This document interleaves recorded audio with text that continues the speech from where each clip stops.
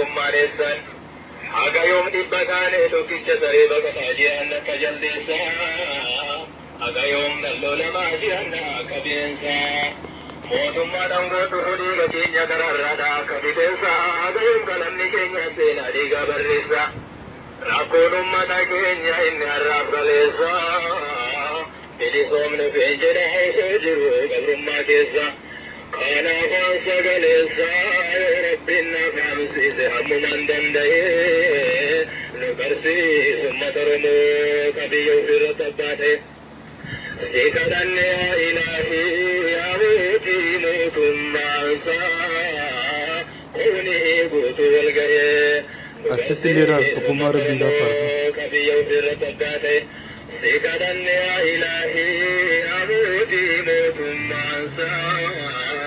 kuni guutuu wal ga'ee nu barsiise uummata Oromoo qabiyyee ofirratti abbaate. Oromoo jirtu Oromoo Oromoo guutuu jirtu Oromoo taattosaa biroo jirtu Oromoo jaarraa abbaa gadaa jirtu Oromoo nadii gammadaa jirtu Oromoo leellisaa dhiigaa jirtu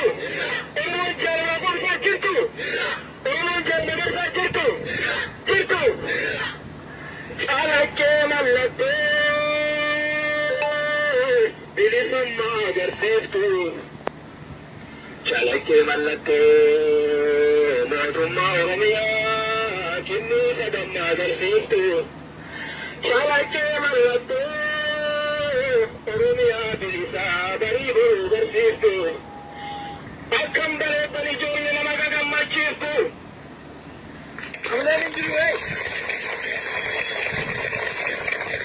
akkam bareeddan ijoollee nama gagammachiiftu ijoollee walirraa fuutee qabsoo akka xayyaaraa samiirra balaliiftu mee takka taas baatee hinaashii kan keessaniin xiqqoo nan taphachiiftu mee takka taas baatee zinnaara kan keessaniin xiqqoo nan taphachiiftu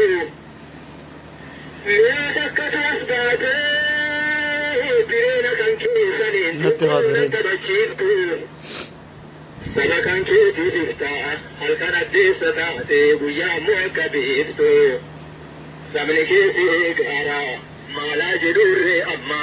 natti miyoon bilisummaa